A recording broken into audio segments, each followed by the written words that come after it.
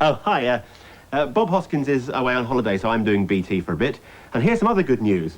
Only kidding, Bob. From October the 8th, BT are introducing some massive cuts for homes and businesses. National weekday daytime calls cut by 10%.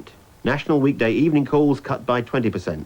Many international calls cut by up to 25%. October the 8th, BT, massive cuts. How was I? Any chance of doing it permanently? Right then, I shall now demonstrate the extraordinary legroom in this business class. Please concentrate on the area in front of my feet. You are concentrating on the area in front of my feet, aren't you? Just checking. Have you ever wondered why Auto Trader is Britain's favourite for buying or selling a car? Is it the way they help you get this bit right, if you want them to? Or is it that they actually come round to your home and photograph your car for you?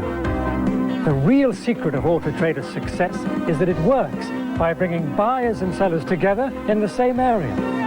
No wonder it's used by over 2 million people every week. Picture's better by far in Auto Trader. My love must be a kind of blind love. I can't just settle for being a humble constable if you're planning on becoming a high-flying head teacher now, can I? Nick focuses on the future in Heartbeat, tonight at 7:30 on Meridian.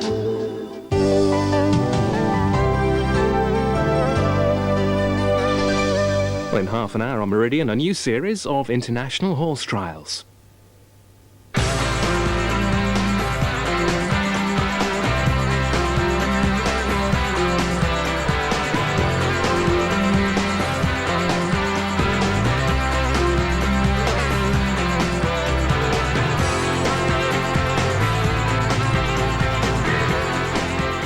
Welcome to the 1996 Bupa Great South Run. Well, there's over 4,500 entrants for this year's race, and as you can see, they're limbering up behind me here at the seafront at Southsea for this 10-mile race around Old Portsmouth. It was actually back in 1989 that the race was launched, but these days it's firmly established as one of the country's favourite road races. Away goes then.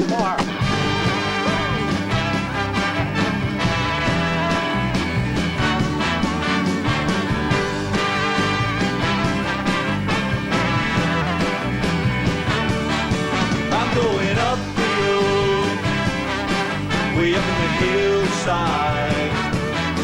I'm going higher than I've ever been before. And swim by me over the horizon, wading in the river, reaching for that other shore.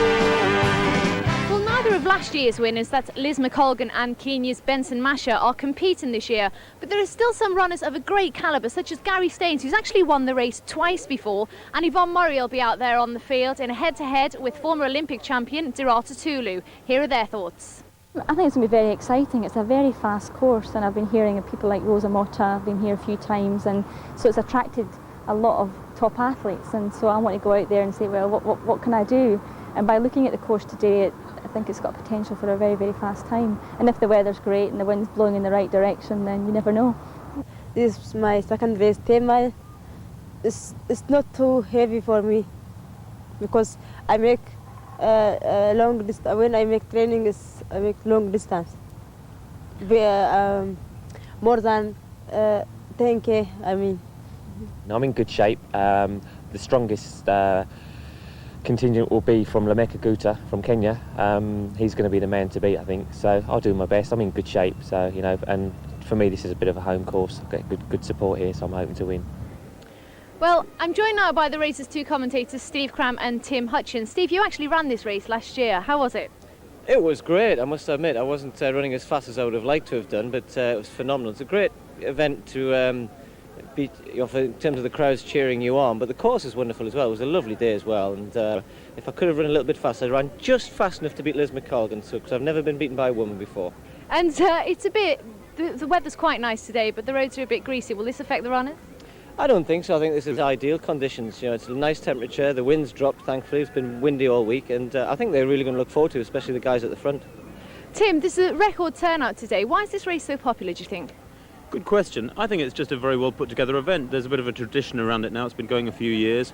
People know about it. It's a very fast course. The weather conditions are usually good. Whole combination of factors, but it's a very well organised event. So who have you got your eye on to take the men's title? I'll go for our home run. I think Gary Staines is in very good shape. He's relatively fresh. He hasn't raced a great deal through the summer months. He's got a marathon coming up in about 3 weeks' time, and he's very fit and aggressive and confident for that. And this is a very important cog in his preparation for that. So I think Gary, who's run well on this course before, it'll probably win the men's race, but I'm not going to put money on it. And there's some good competition in the women's race as well. Yvonne Murray's out there today. Do you fancy her to take the title? I think Yvonne, given the fact that she ran well in the Great North Run until about the 10-mile point, it was just a little bit of a stretch for her, the 13 miles. I think she realised that it was a little bit too much. She ran very well up in Edinburgh last week over 10k, and this one's kind of in the middle. So I think she'll go well, and as Tim said, she's as confident as Gary is certainly of winning. Well, we'll be going back over to Steve and Tim very shortly for the start of the race, but as usual, this year's race has attracted a fair share of celebrities. Felicity Barr caught up with a few of them earlier on. Now, of course, not all of the athletes here today are competitive runners. Some are doing it just for charity, and here's one of them. Robin Smith, Hampshire cricketer. Why are you here? Well, good question, really. I haven't had a decent run since April, so I don't know how I'm going to be faring for these 10 miles, but apparently it's very flat, so we should be all right. But it's a great charity, I think, for children. It's important that the celebrities, certainly the local ones, get involved and just enjoying every minute. We're more used to you, of course, running, sprinting between the wickets, not doing long-distance work. No, I've never really been a great runner. I'm quite heavy on my feet. I'm 15.5 stone, so I think this is probably going to be one of the longest runs I've done, but I'm looking forward to it. I haven't done much training, but it's a lot of fun, and they're all off in wheelchairs and the disabled blokes, so if they can do it, then certainly I've got every chance. I normally do a few miles on a Sunday morning with my neighbours and a couple of runs during the week, nothing too strenuous, but I've enjoyed these events. There's a good atmosphere, and I've done the one in Edinburgh and the one in Newcastle, and I'm looking forward to doing the one here. Must be keeping you fit. Well, I think it's a token effort at fitness. I'm not sure that my lifestyle is a particularly good example anyway, so hopefully this redresses the balance somewhat. But I enjoy the company. I'm meeting a few of the athletes and a few of the local runners, and it's good fun, really. And how do you think you'll go today? Well, 10 miles usually takes me about 1 hour 25, so if I can get just inside that, I'll be very, very pleased. They tell me it's a flat course, so I'm hoping that they're not winding me up and there isn't a big hill somewhere.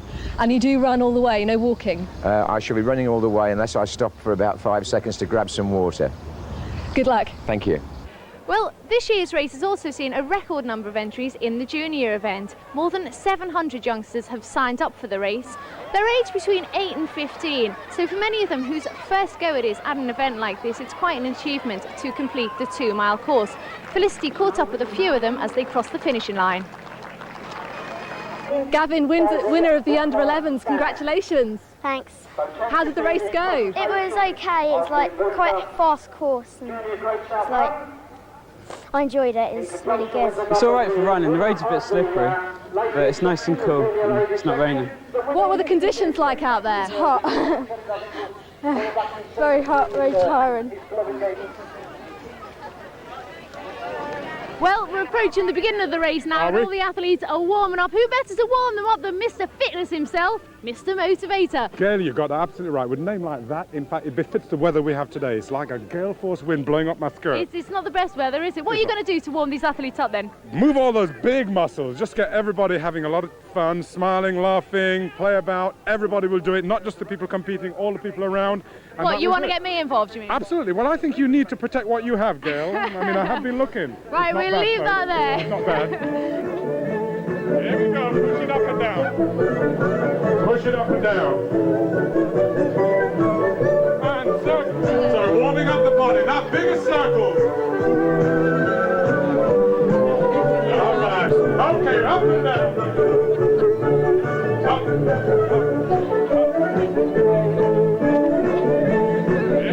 Well, just a few minutes ago, the wheelchair race got underway. Surely these guys have got to be some of the bravest sportsmen around, and what incredible upper body strength it requires to get them around the course. We'll be following their progress. Well, with the time fast approaching 11 o'clock, the race is just about to get underway, so time now to go back to our race commentators Steve Cram and Tim Hutchins. Thank you, Gail. Yes, some 4,200 athletes ready for the off then on the seafront at Southsea.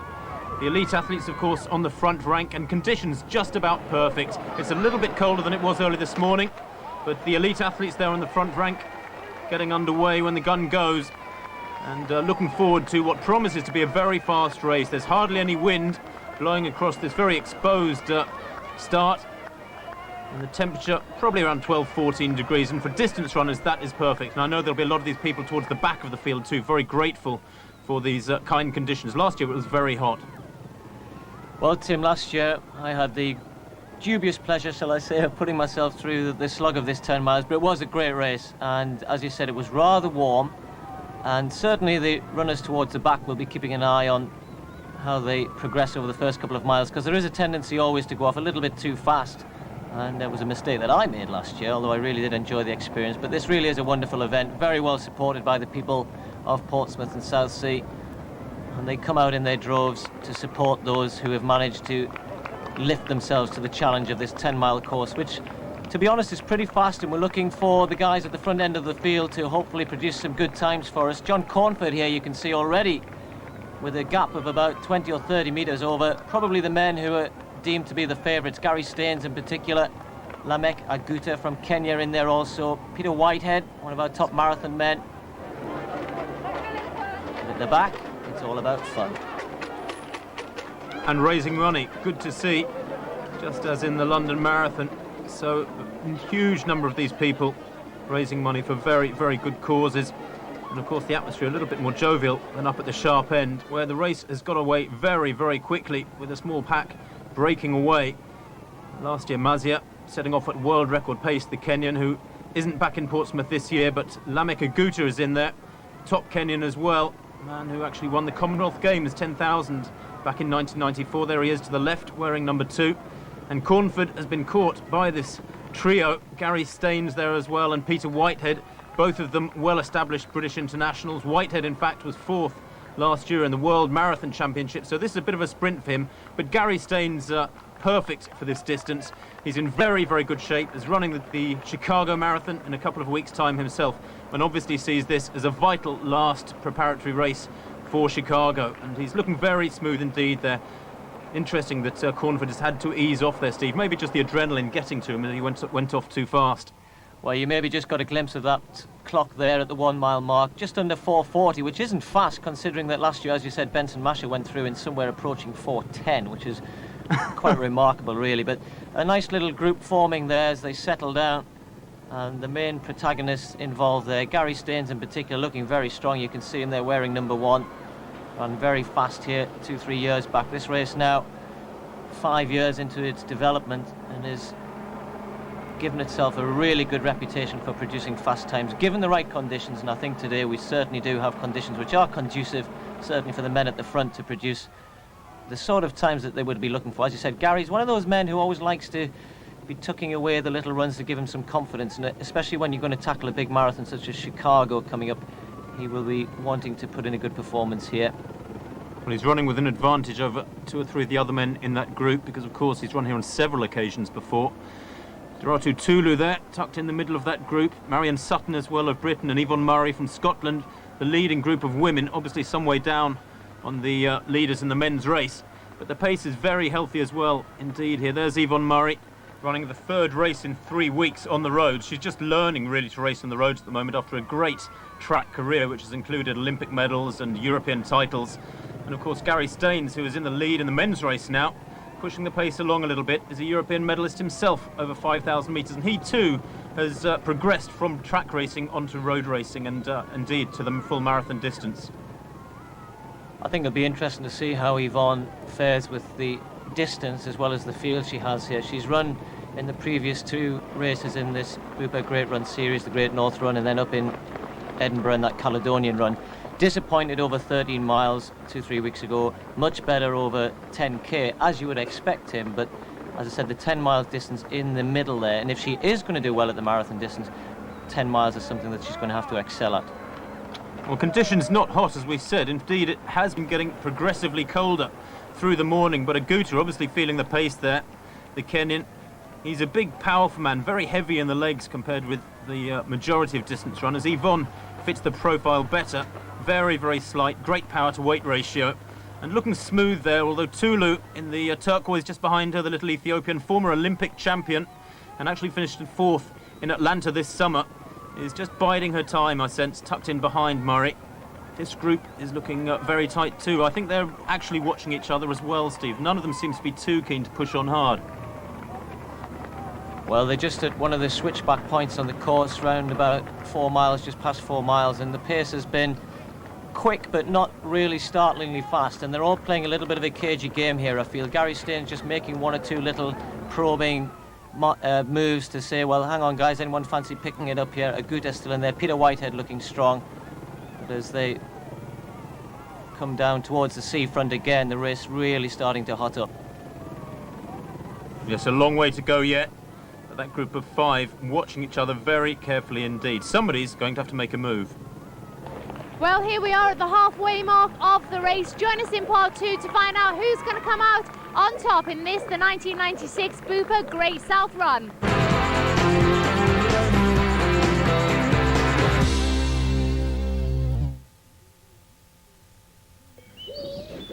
Come on, Lee.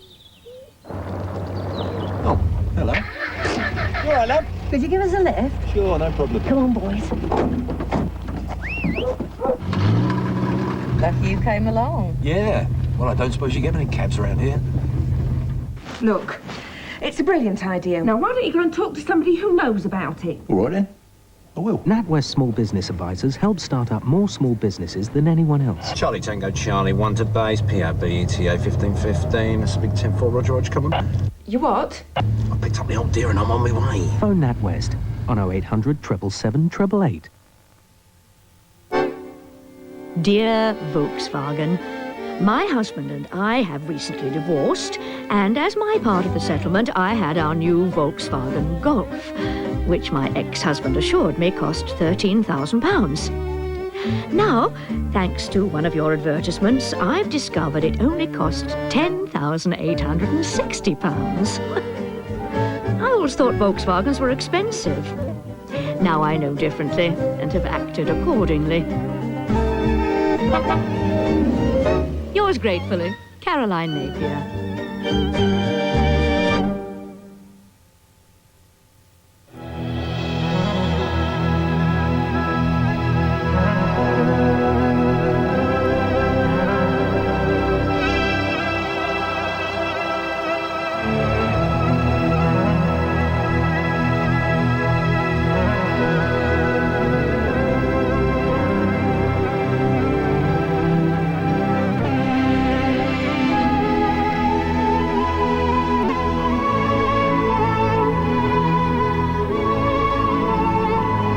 Nice one, Brittany.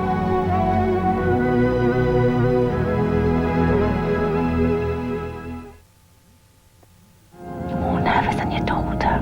What if my diarrhea comes back? You took the Imodium, didn't you? Yes, but just 1 dose. Well, for most people, 1 dose of Imodium is usually as effective as several doses of traditional remedies.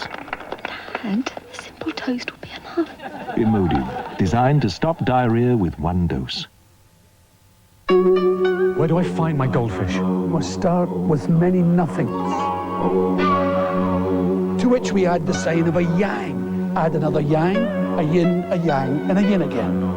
And this is the number of the goldfish. 0990 60 90 60. You're flying long-haul business class. You have a choice of airline. One chauffeurs you to the airport and from the airport, outward bound and return. The other one doesn't. Hands up all those who'd pick the other one. Taxi! Always get one, don't you?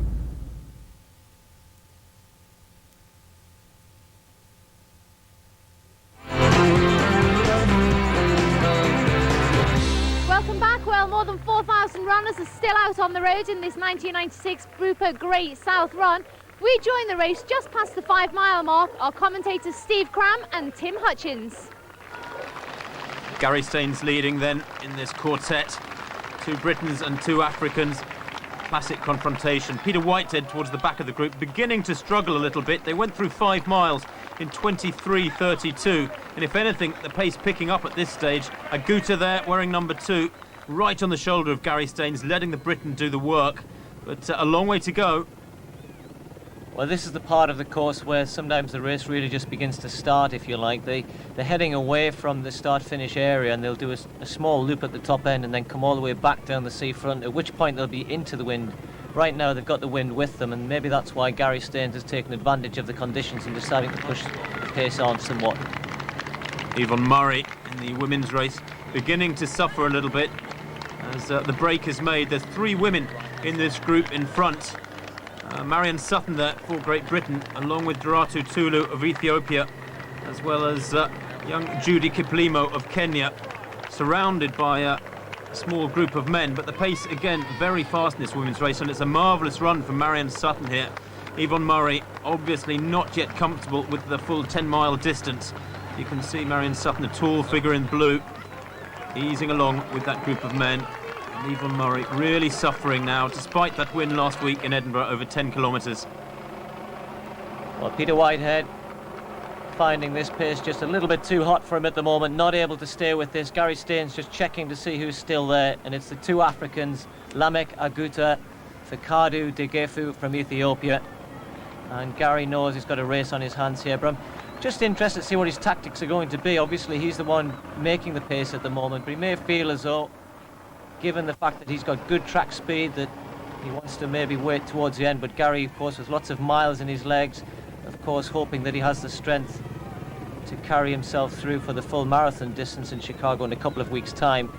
He may want to keep his foot right on the pedal here, keeping the pace hard and keeping it fast, because this really is the point at which he's getting full use of the conditions. The wind shortly will hit them in the face when they turn back in the last mile or so. But approaching the finish line now, the winner in the wheelchair race, Andrew Cheek, under 50 minutes, a very good performance from him, taking the victory there ahead of Michael Keat, just a few minutes behind. Very well supported by the people of Portsmouth, and Portsmouth, of course, very proud to say they will be the hosts of the Special Olympics next year in July. Well, there's the leading trio now well away from Peter Whitehead. Aguta in the white beginning to make an attack. Or is he? They are just making these little surges, trying to find out a little bit about each other. The one person who really hasn't shown his cards yet is the Ethiopian there, Degefu, in 3rd place. Throughout the whole race, he's just been on the shoulder of the leaders, benefiting from their pacemaking, sheltering from the wind when they are actually running into the wind. Although, as Steve said, the wind behind them through this stage of the race, the 3rd quarter of the race. Some real class then in this little trio, and some class behind. Look, you can't say that the Queen has a class behind him. They'll probably lock you up if you say that. And here's somebody they might guard you with. Darth Vader in the race as well. Well, the force may be with him, but it's also with these two. Marianne Sutton, much the taller of the 2 leading women, but looks like Tulu of Ethiopia has the most force. She won the World Cross Country last year up in Durham, where it was held in the northeast, and really showed her class there, and she's beginning to show it again here. That's a rapid acceleration from her. That could be the decisive move in that women's race. Well, decisive moves here in the men's race. Aguta deciding that enough is enough. He's got to start pushing the pace. Gary Staines very wisely here, tucking into the wind as they come through into the last mile. And the Ethiopian Degefu not able to stay with them, struggling here. Well, Marianne Sutton also beginning to struggle. She has had a marvellous race, almost within sight of the finish now. Of course, there's some 4 or 5 minutes behind the men, but Tulu gradually easing away, enlarging this gap before the finish is really reached. And the battle at the front of the men's race hotting up nicely now. The Kenyan against the Briton. Staines, of course, one of very few British athletes over the last decade able to match the Kenyans at their own game. But as the Commonwealth champion, Aguta here, very, very experienced and strong, but Staines now some 300 or 400 metres from the finish, making his move. He's a 3:53 miler, intent on using that speed here, checks over his shoulder. He's got to open this gap now because Aguta's trying to tuck in. Gary Staines, though, there with the speed that he's brought from the track, and this will be a great victory for him. It'll give him a real boost for his confidence going to Chicago in the marathon. He wins the great Bupa South Run, Gary Staines, in a very fast time indeed. Lamek Aguda in second place. What a great race that was, right until the death, but it was Staines who came out on top. Well, the winning time for Staines, 46.57, and this is Darato Tulu of Ethiopia, obviously back to very good form. She was disappointed not to take a medal in the Olympic Games, but she wins the Great South Run in a course record, 52.39 there unofficially as she goes through the line, glances over her shoulder to Marion Sutton in second place. Congratulations. They don't come much tighter than that. How do you feel? I'm very happy that I won. It's good preparation for Chicago, and I wanted to win under my belt before I went there, so I'm very happy. I mean, Lamek did a lot of the running. He made it very hard the last 2 miles to be running into the wind, so I'm happy with that. And it's the third time you've won this race. Were you confident you were going to win today? No, I wasn't. I'm in very heavy training. I've done a lot of mileage. I didn't ease down for this race. I can't afford to, when I've got a marathon coming up. So I was a bit worried about how I'd go today.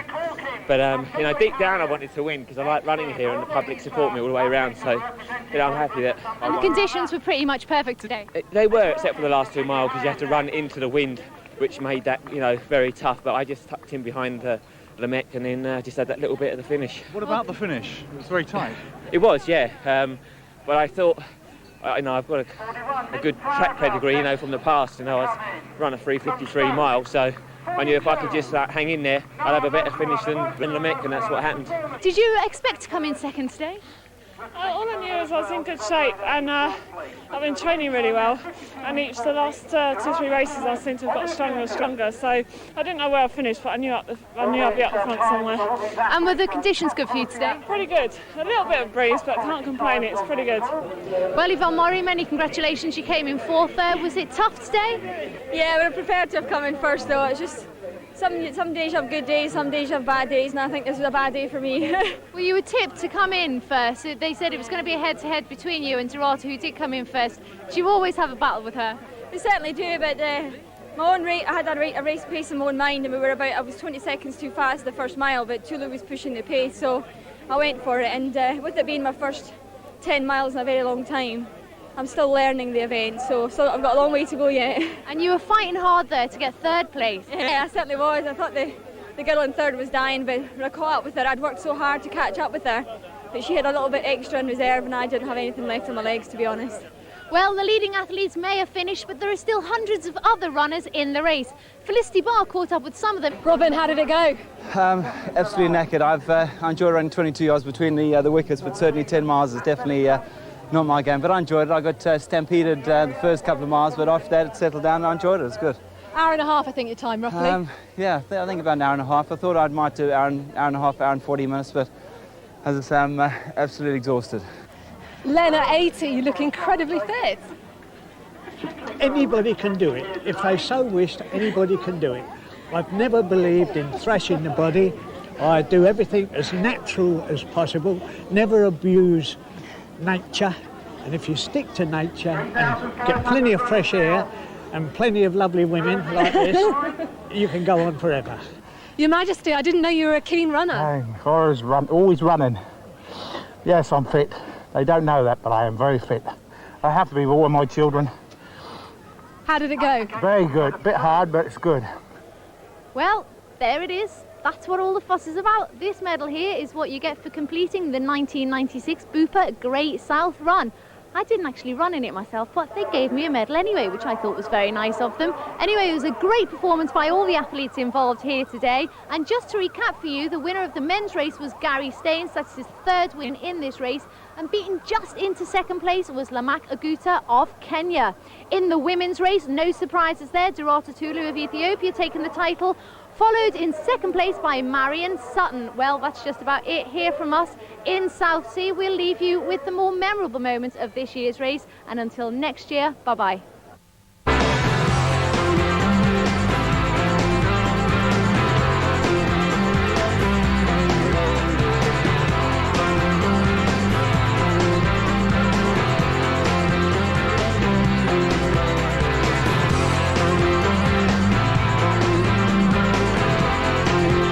Southsea. The elite distance runners in the front, Behind them, thousands of people just there for the fun and to raise money for charity. Ahead of them, 10 gruelling miles. The course took them through Portsmouth Naval Base and past Nelson's flagship HMS Victory. A small group soon got away from the rest of the field. Among the throng, a regal runner and Darth Vader adding to the Star Wars. Briton Gary Staines held off the challenge of Kenyan Lamaka Guta to win his third Great South Run with a time just 46 seconds outside his own record. Deep down I wanted to win because I like running here and public support me all the way around, so I'm happy. In the women's contest, Ethiopian Dipatu Tulu ran a course record of 52 minutes 39 seconds, 14 seconds ahead of Britain's Marion Sutton. But the Great South Run is for the fun runners, the famous raising money for charity, or the shy and retiring hiding behind a character. I'm fit. They don't know that, but I am very fit. I have to be with all my children. I got stampeded the first couple of miles, but after that it settled down and I enjoyed it. It was good. For almost everyone, it was a fun day out.